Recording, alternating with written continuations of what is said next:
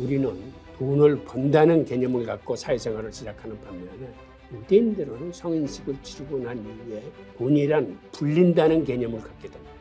이 돈을 번다는 개념하고 돈을 불린다는 개념으로 사는 사람들은 삶의 궤적이 달라지게 됩니다.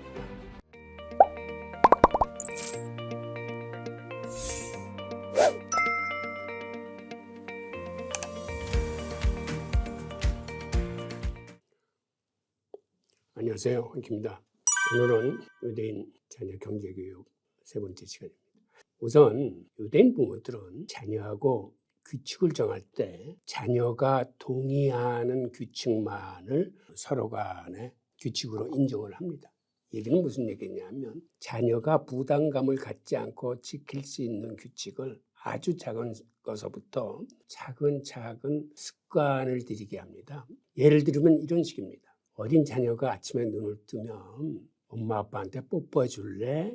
이렇게 얘기를 합니다. 그러면 자녀가 눈을 뜨면은 엄마 아빠한테 매일 규칙적으로 이제 뽀뽀를 하게 됩니다. 그리고 그것이 이제 일종의 규칙으로 자리 잡으면 그 다음에는 저 건너방에서 주무시는 할머니 할아버지한테도 가서 뽀뽀해 줄래? 라고 해서 자녀가 동의를 하면 그날 이후부터는 자녀가 눈을 뜨면은 할머니, 할아버지한테 뛰어가서 이제 뽀뽀를 하게 됩니다. 이런 식으로 자녀가 할 수 있는 일서부터 예를 들어서 아이가 식사를 하고 난 다음에는 네가 먹은 밥그릇은 저 싱크대 위에 갖다 놔줄래? 혹은 자녀가 가지고 논 장난감은 네가 장난감을 다 가지고 논 다음에는 이거를 장난감 바구니에 갖다 다시 담아둘래? 이런 식으로 가장 작은 일서부터 아이가 동의하는 경우에 그것이 이제 규칙으로 자리를 잡게 됩니다. 이러한 규칙을 아이와 같이 상의해서 만들어 나가는 과정이 유대인 부모에게는 가장 중요한 자녀 교육의 하나입니다. 또 하나, 유대인들이 가장 중요하게 생각하는 게 아이가 유치원을 다니기 시작할 적의 유아 교육입니다. 이 유아 교육이 아이가 살아나가면서 갖는 가장 중요한 가치를 형성하는 시기라고 보기 때문입니다. 그래서 아이가 유치원에 들어갈 적에는 부모들이 해주는 이야기가 있습니다. 우선 내가 유치원에 가게 되면 거기서 좋은 선생님들하고 친구들을 만나게 될 텐데 우선 너는 친구들을 만나면은 사람은 누구나 다 허물과 단점이 있단다. 그러니까 친구의 단점을 보지 말고 그 친구가 갖고 있는 좋은 점, 장점, 강점을 찾아봐라. 그렇게 하기 위해서는 너는 친구보다 말을 많이 하지 말고 친구의 얘기를 많이 들어라 라고 가르칩니다. 즉 인간이 입은 하나하고 귀가 두 개인 이유는 네가 말하는 것보다 2배 이상 친구의 얘기를 들으라 라는 뜻이다 라고 가르치면서 가능한 친구의 얘기를 많이 듣게끔 가르칩니다. 그리고 또한 유대인 부모들은 어떠한 경우에도 친구의 험담을 하지 못하게 가르칩니다. 유대인 속담에 이런 게 있습니다. 살인은 한 사람을 죽이지만 험담은 3사람을 죽인다. 곧 남을 헐뜯는 험담은 살인보다 위험하다. 살인은 한 사람밖에 죽이지 않지만 험담은 반드시 3사람을 죽이는데 즉 험담을 퍼뜨린 사람 자신 또 험담을 들으면서 반대하지 않고 그냥 들은 사람 그 험담의 대상이 된 사람 이렇게 3사람을 죽인다라고 가르칩니다. 유대인들이 이렇게 친구의 험담을 하지 못하게 가르치는 이유는 그들이 신봉하고 있는 고리론을 지키기 위함입니다. 즉 유대인 공동체는 한 사람 한 사람이 죄인 엮이듯이 이렇게 고리로 결성되어 있기 때문에 그 고리가 어느 한쪽만 깨져도 힘을 잃는 것처럼 유대인 공동체 내에서 신뢰를 깨트리는 게 바로 험담이기 때문입니다. 그래서 유대인 부모들은 어떠한 경우에도 자녀 앞에서 다른 사람을 험담하지 않습니다. 즉 본을 보이면서 아이가 그 부모를 닮게 만듭니다.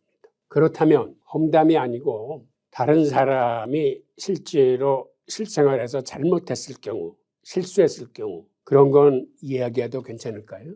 유대인 사회에서는 그런 걸 나손하라라고 부릅니다. 즉 나손하라라는 건 나쁜 혀라는 의미인데 험담뿐 아니라 설사 사실이라 하더라도 그 사람의 이미지를 회할 수 있는, 실추시킬 수 있는 얘기는, 즉 그 사람에 대한 부정적인 이야기는 어떠한 경우에도 하면 안 됩니다. 이걸 나손하라라고 합니다. 즉 친구의 이미지가 폄하될 수 있는 이야기는 그것이 험담이 아닌 사실이라 하더라도 이야기를 하면 안 되는 것입니다.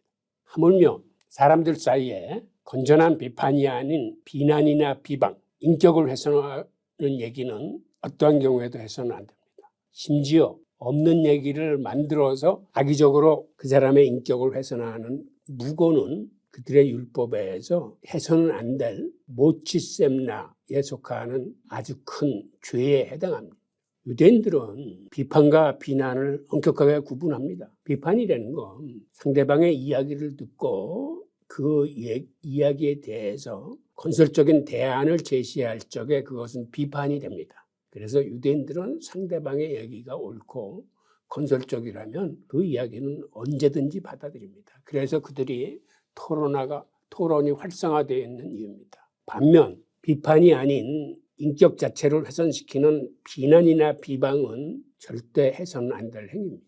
그게 올바른 토론 문화를 정착시키는데 아주 중요한 분리해서 생각해야 될 문제입니다. 즉 비판과 비난은 틀립니다. 어떤 경우에도 공동체의 단결을 해칠 수 있는 말이나 행동은 심지어는 유대인 사회에서는 추방되는 그러한 큰 죄에 해당합니다. 부모가 삶 속에서 이런 걸 보여주기 때문에 유대인 아이들은 어려서부터 친구의 험담을 하지 않고 친구의 잘못한 일을 다른 사람한테 이야기하지 않는 이런 나손하라의 의식, 비판과 비난을 구분할 줄 아는 아이로 키워지게 됩니다. 유대인들이 2500년 방랑을 이긴 힘이 그들의 단결력에서부터 나옵니다. 즉 그들의 공동체 정신에서 나옵니다.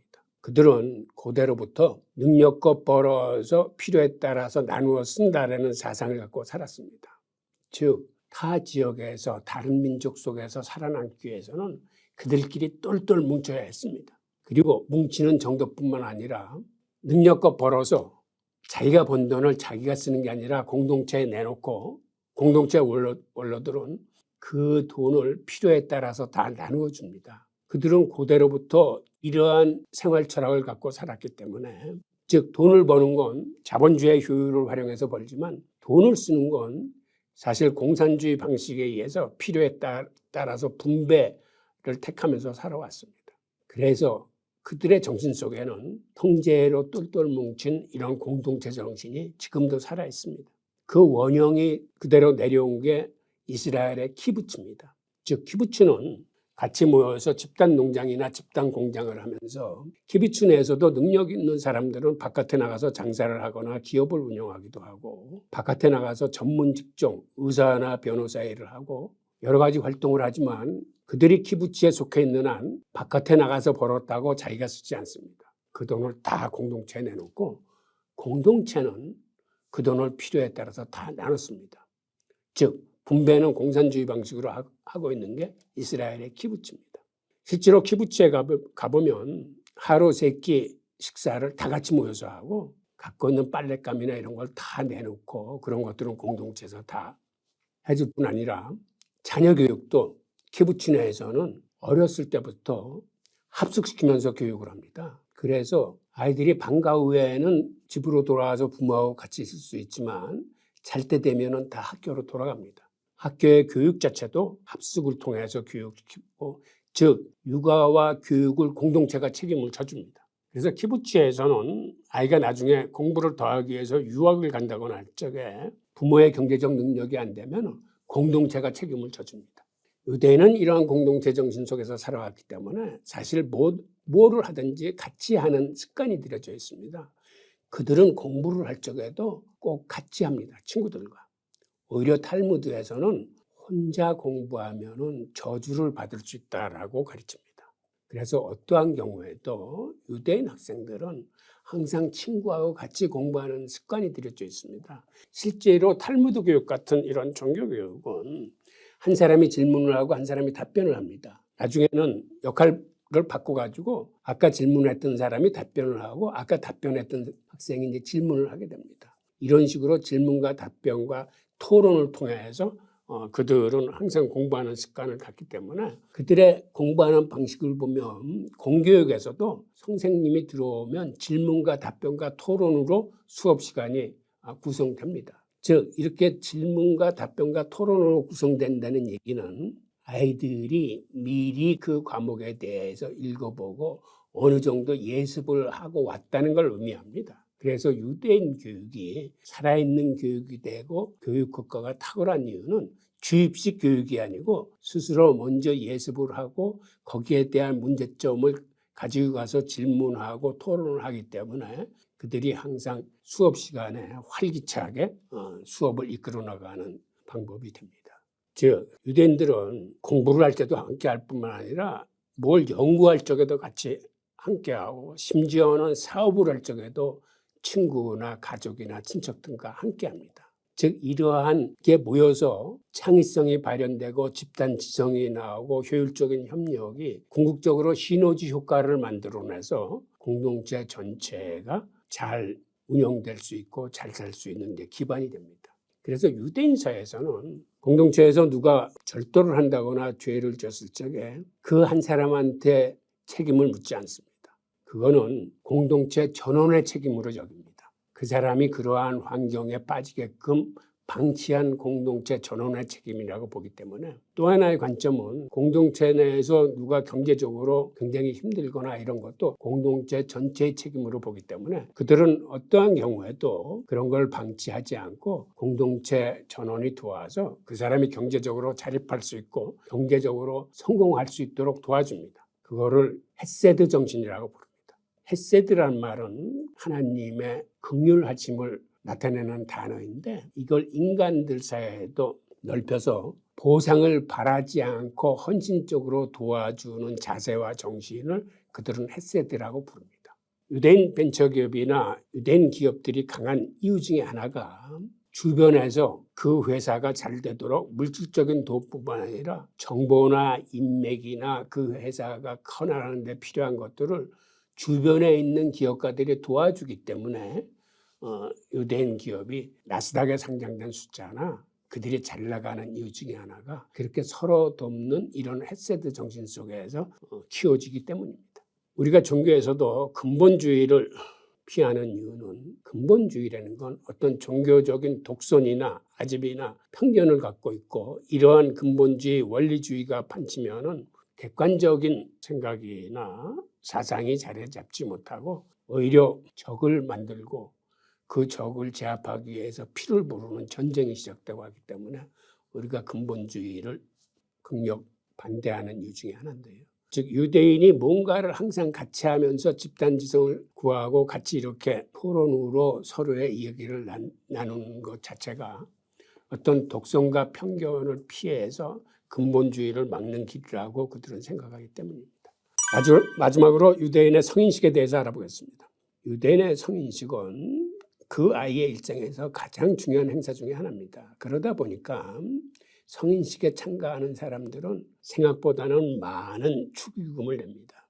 특히 친척이나 부모들은 그 아이한테 유산을 상속해 준다는 뜻으로 많은 돈을 성인식 날 아이한테 물려주게 됩니다.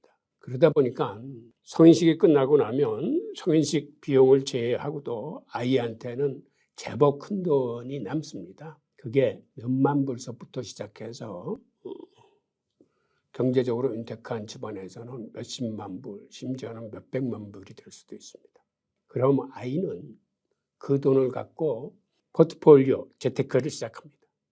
즉 성인식 날 자기한테 들어온 돈을 예금과 주식과 채권과 심지어는 부동산에 나누어 투자를 합니다. 그리고 친구들과 그 돈을 불리기 위해서 스스로 경제 공부를 시작하고 친구들과 어울려서 어떻게 하면 돈을 잘 불릴 수 있는지 일종의 재테크 동아리도 만들고 하면서 학업을 병행하고 있습니다. 그러다 보니까 유대인들은 대학 졸업할 때쯤 되면 제법 많은 돈이 불려져 있습니다. 그래서 본인이 취직을 할 것인지 그 자기 불려진 돈을 종잣돈으로 해서 창업을 할 것인지를 결정을 합니다. 유대인들이 창업을 많이 하는 이유 중에 하나입니다. 그리고 여기서 중요한 게 하나, 기본적으로 이렇게 돈을 불리다 보면 돈에 대한 개념이 우리들하고는 조금 달라집니다. 그 얘기는 뭐냐면 결혼을 하게 되면 이제는 집안 식구들을 먹여 살리기 위해서 돈을 번다는 개념을 갖고 있습니다. 즉 우리는 돈을 번다는 개념을 갖고 사회생활을 시작하는 반면에 유대인들은 성인식을 치르고 난 이후에 돈이란 불린다는 개념을 갖게 됩니다. 즉 그들은 돈을 번다는 개념이 아닌 돈을 불리는 개념으로 학창시절을 보내고 사회생활을 시작하게 됩니다. 이 돈을 번다는 개념하고 돈을 불린다는 개념으로 사는 사람들은 삶의 궤적이 달라지게 됩니다. 그리고 유대인 부모들은 성인식이 끝나는 순간 하나님한테 감사기도를 올립니다.